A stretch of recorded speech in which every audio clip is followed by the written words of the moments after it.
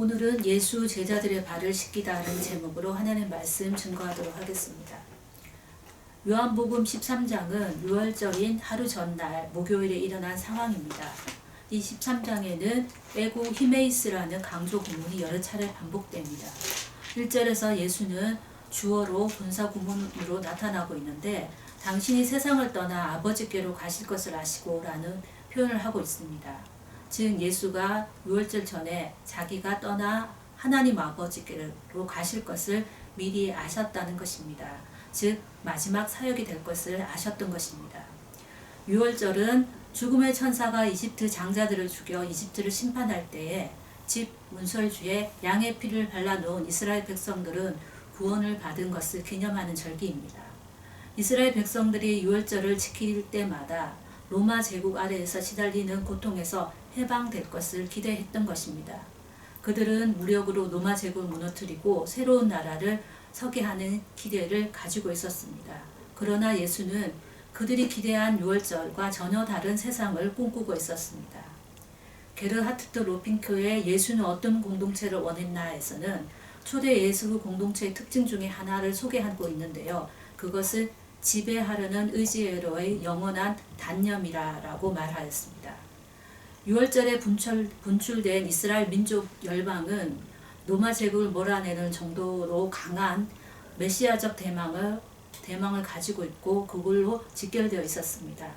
예수는 로마라는 거대함과 메시아를 대망한 이스라엘 열기가 충돌하는 이 6월절에 자신의 죽음을 부를 것이라는 것을 이미 아셨고 이미 그것을 예감하였습니다. 그 이유는 두 가지였습니다.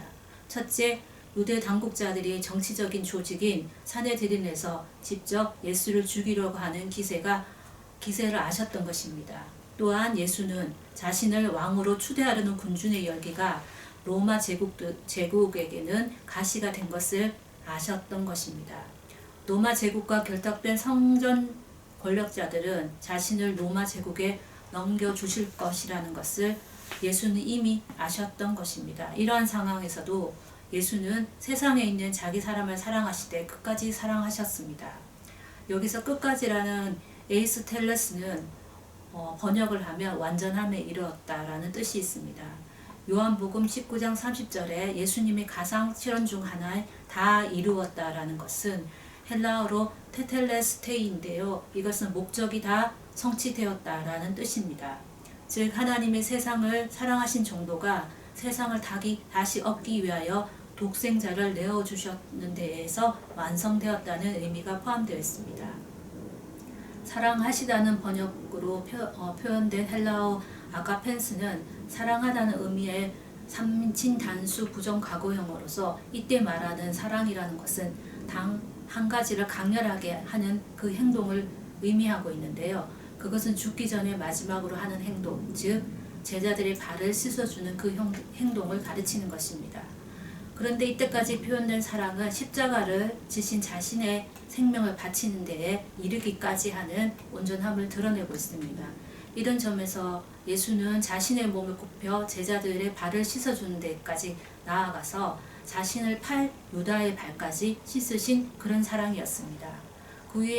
그 후에 저녁 식사가 진행이 되는 중에 마귀가 가룟 사람 시몬 유다의 가슴에 실을 뿌려넣었다라는 표현이 있습니다. 여기서 그를 넘겨주다라고 표현되어 있는 벌써 생각을 뿌렸다라는 그 표현은 실을 뿌리다라는 표현도 있고 팔려는 생각을 마귀가 뿌렸다, 심었다라고 표현할 수 있습니다.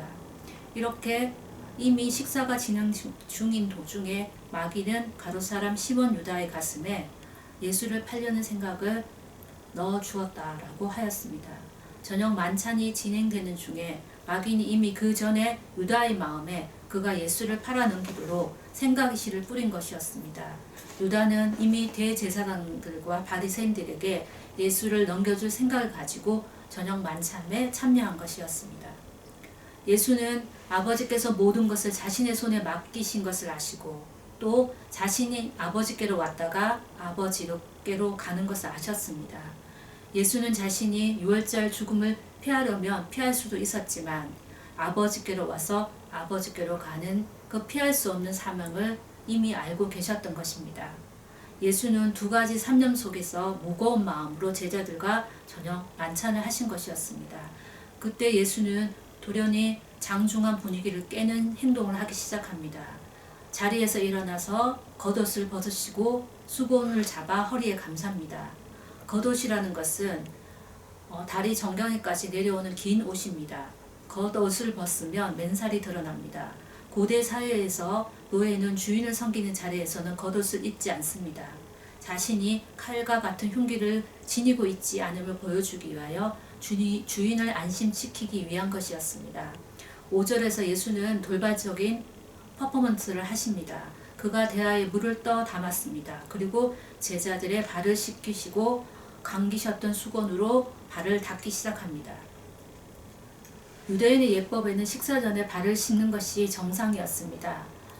주로 맞은편 사람 쪽으로 발을 뻗어 약간 비스듬히 기대는 방식으로 식사하는 유대인의 식사 자세로서 식전에 먼저 발을 씻는 것은 필수적인 의례였습니다.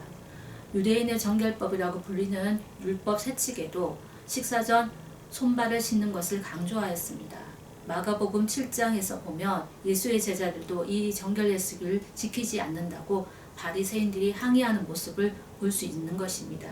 발을 씻지 않고 식사를 하면 발 냄새가 식탁 자리에 가득 차게 됩니다. 예수님은 왜 최후 만찬이 이루어질 때 아무도 발을 씻지 않은 채 이 식사를 시작하신 것일까요? 이 발 씻는 장면의 직전에 누가 크냐라는 논쟁의 장면이 있습니다. 예수는 이 세상에서 새롭게 되어 인자가 자기 영광의 보좌에 앉을 때에 나를 따르는 너희 12 보좌에 앉은 이스라엘 12지파들은 이스라엘 12지파를 심판하리라고 말씀하셨습니다. 이 말을 들은 제자들 중 누가 더 크냐라는 논쟁에 불씨를 촉발시켰습니다. 이 말씀을 듣자 인자의 나라가 영광 중에 임할 때 누가 주님의 옆에 설 것인가 앉을 것인가 라는 쟁점이 대두됩니다. 그때 요한과 야고보의 어머니가 전적으로 요청합니다. 나의 두 아들을 주님의 나라에 이를 때 하나는 우편에 하나는 좌편에 앉게 하소서라고 합니다. 그러자 다른 제자들이 분을 내어 분위기는 이상하게 되고 더 많은 과열의 증상이 일어나게 됩니다. 예수의 발을 씻기는 것도 고사하고 서로의 발을 씻어주는 것도 잊은 채 저녁 만찬이 시작되었습니다. 예수가 식사 도중에 일어나는 것도 파격적이었지만 식사 중에 겉옷을 벗고 수건에 허리를 동이고 함께 식사하는 것은 더욱 충격적인 일이었습니다. 6절에서 베드로는 충격적인 예수의 말에 주여 주께서 내 발을 씻으시나이까 라고 말을 하면서 그 씻는 것을 이상하게 생각합니다. 다른 사람도 아닌 주님께서 나의 발을 씻으십니까? 라고 물으십니다. 그러자 예수는 내가 행하는 것을 너는 지금 알지 못하나 이후로는 알리라 라고 하시면서 제자들의 발을 씻어 주시려고 하십니다. 제자들의 발을 씻으시는 이유는 지금은 베드로 또한 아무도 알 수 없다는 것입니다. 베드로는 쉽게 물러나지 않고 내 발을 절대 씻지 못합니다 라고 다시 예수께 맞습니다. 제자들의 발을 씻어준 예수의 행동에 대한 반대는 다른 제자들의 마음에서 그대로 표현되고 대변되고 있는 듯합니다. 하지만 예수는 엄중하게 베드로에게 이렇게 말씀하십니다. 내가 너를 씻어주지 아니하며 내가 나와 상관이 없느니라. 그러자 베드로는 더 극단적인 제안을 합니다. 주여 내 발뿐만 아니라 손과 머리도 씻어주옵소서. 베드로는 자신의 몸 전체를 씻어달라고 제안합니다. 아주 특별한 대우를 해달라는 것이었습니다. 베드로는 얼마 전에 요한과 야고보의 어머니가 요구한 것 같이 나를 특별 대우했으면 좋겠다는 요구를 하고 있습니다. 그러자 예수님은 아주 엉뚱한 대답을 하십니다. 이미 목욕한 자는 발밖에 씻을 필요가 없느니라 온몸이 깨끗하니라 라고 말씀하시면서 예수님의 세족식은 이미 깨끗한 자들의 발만 씻는 그러한 의식이라고 말씀하십니다. 베드로는 이미 예수님을 통하여 깨끗함을 받았기에 온몸이 깨끗한 상태라는 것입니다. 10절 하반절에서는 예수님의 다른 의도가 분명히 들어있습니다. 너희가 깨끗하지만 깨끗하지 않는 사람이 있다라고 분명히 말씀하십니다. 세족식의 의도는 이 깨끗하지 않는 사람이 깨끗하게 되는 것인데 즉 요한은 예수를 팔아 넘기는 자를 가리켜서 11절에 해석적인 삽입구를 첨가합니다. 즉 세족식을 통하여 깨끗하게 되는 의식을 원치 않는 자가 있음을 암시하고 있습니다. 12절에서 예수는 자신의 낮추심을 통하여서 제자들에게 세족식의 의미를 자세히 설명하고 있습니다. 제자들의 발을 씻어주고 닦으신 후에 다시 겉옷을 입으시고 앉으신 예수님은 제자들에게 이렇게 물으십니다. 내가 너희에게 행한 것을 너희가 아느냐? 이 질문에 제자들은 이 세족식의 의미를 알 수 없었습니다. 그리고 13절에서 너희가 나를 선생이다 또는 주라 한다는 그것은 옳다라고 하시면서 예수는 자신을 선생 또는 주라고 부르는 제자들에게 옳다고 인정하신 후에 실로 자신이 선생과 주가 되심을 강조하십니다. 그리고 14절에서 선생과 주된 예수님의 가르침이 분명하게 나옵니다. 주와 선생인 내가 너희의 발을 씻었으니 너희도 서로 발을 씻어주는 것이 옳으니라 라고 말씀하십니다. 여기 14절 마지막 소절을 헬라어로 번역하여 직역하면 너희가 서로 발들을 씻어주는 것이 옳은 일이며 이 일은 빚지는 일이다 라는 해석이 있습니다. 빚을 지다는 표현인 오페일로는 빚을 지다는 뜻인데 함께 무엇을 해야 한다는 의무도 포함되어 있다고 합니다. 15절에서 예수는 세족식의 목적을 알려주십니다. 자신의 세족식은 제자들이 주님의 본을 따라 서로의 발을 씻어주라는 가르침을 각인하라는 것입니다. 내가 행한 것처럼 너희도 행하게 하려고 너희에게 본을 보여주는 것이라고 가르쳐 주십니다. 예수는 제자들에게 큰 자, 스승으로 대접받는 것을 상가라고 가르치며 누군가 먼 거리에서 온 손님의 발을 씻어주듯이 한대하는 것이 마땅하다라고 표현합니다. 예수가 바리새인 시몬의 집에 갔을 때 발 씻을 물도 주지 않고 냉대를 받으신 적이 있었습니다. 그때 한 여인은 예수의 발에 값비싼 향유를 부어 그의 발을 씻어 주었습니다. 식사 전에 발을 씻어준다는 의미를 충분히 아셨던 주님은 서로 발을 씻지 않고 누가 더 크냐고 논쟁하는 그들의 높아진 마음을 아시고 제자들의 발을 씻어주셨습니다. 누가 주님의 좌편, 우편에 앉을 것인가 서로 논쟁하는 제자들에게 먼저 자신의 몸을 낮추어 발을 씻어주셨습니다. 몸을 먼저 낮추는 것은 스스로 작은 자임을 공언하는 것입니다. 큰 자로 대접받으려는 열망 때문에 서로 우편과 좌편에 앉겠다는 그들에게 자신을 낮추는 행위는 절대로 있을 수 없는 것이었습니다. 이 상황에서 예수는 다른 사람을 종처럼 부리려는 지배욕과 권력욕을 뒤로 한 채 스스로 십자가에 못 박힘으로써 사랑의 종이 되고자 하셨습니다. 예수는 발을 씻어주는 예수님의 행위가 많으면 많아질수록 자신을 더 낮추는 것으로 내려가셨습니다. 즉 예수는 자신의 몸을 굽혀서 우리의 죄로 가득한 자아를 씻어주듯이 우리의 몸들 그 가장 낮은 발을 씻어주셨습니다. 창조주신 하나님 아들 예수는 죄로 가득 찬 오염된 발을 자신의 몸을 굽혀 씻어주심으로써 이 경험을 한 사람들에게 그와 같이 낮아짐의 능력을 가지라고 하십니다. 냄새나는 발을 씻으라고 몸을 낮추시는 그 행위는 우리의 더러운 죄악으로 다가오시는 하나님 예수 그리스도의 신비를 경험하라는 것입니다. 우리가 누군가의 발의 냄새를 맡는다는 것은 그 냄새의 사정권 안으로 들어간다는 것입니다. 그리하여 그 사람의 약점과 보이지 않는 점들을 그 가까이에서 볼 수 있고 그것들을 통하여서 그 사람들을 섬김의 자리로 다가간다는 것을 의미합니다. 교회 공동체 안에서 주님의 제자로 삶을 살아가려면 형제 자매의 냄새나는 발, 즉 내 코밑으로 뻗쳐지는 그 향기까지 참아낼 수 있는 행동을 하여야 한다는 것입니다.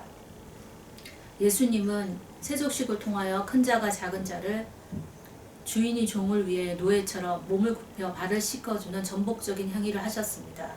예수의 세족식은 세상의 질서를 정복하고 서로의 발을 씻어주는 사랑의 전복을 통하여 이것이 참된 복된 자의 길임을 가르쳐 주셨습니다.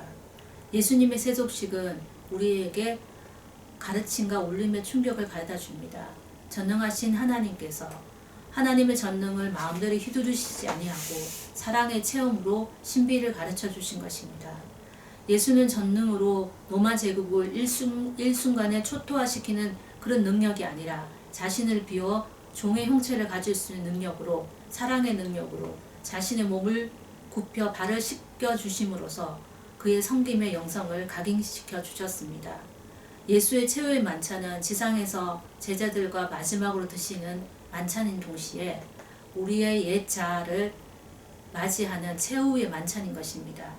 우리가 예수님의 만찬에서 발 씻음의 경험을 하게 된다면 그것은 사랑의 신비를 경험하게 되는 것입니다. 예수님의 낮아짐으로 사랑의 발 씻음을 경험하고 사랑의 신비를 맞이한 우리는 매일의 삶 속에서 주님의 발 씻음의 사랑의 신비를 누군가에게 전하여야 할 것입니다. 그 사랑의 기억을 통하여서 우리의 삶의 자리에서 우리의 몸을 굽히는 유연성을 가져야 하며 발 씻는 행위를 통하여서 제자들의 삶을 살아가야 하게 될 것입니다. 예수님의 세족식은 낮아짐을 통하여서 사랑의 신비로 우리를 초대하십니다. 이 사랑의 신비에는 우리의 낮아짐의 신비, 발 씻음의 신비를 통하여서 그분의 작은 자리, 삶의 자리로 나아가는 신비를 경험하게 되는 것입니다. 이 경험이 우리의 삶의 자리에서 늘 일어나기를 축복합니다. 기도드리겠습니다. 사랑의 하나님, 이 시간 저희들이 예수님의 발 씻음 세조식을 통하여 주님의 낮아지심과 주님이 우리와 함께 하시는 사랑의 그 모습을 다시 한번 생각하게 됩니다. 주님께서 우리를 통하여 우리를 위하여 이 땅에 오신 그 사랑의 신비를 통하여 우리의 그 사랑의 경험을 통하여 우리도 누군가를 나누어주고 섬기는 자리로 내려가게 하시고 주님께서 이처럼 낮아지신 것처럼 우리도 누군가를 위하여 낮아짐으로 사랑을 나눌 수 있는 저희들이 될 수 있도록 인도하여 주옵소서. 예수님의 이름으로 기도드립니다. 아멘.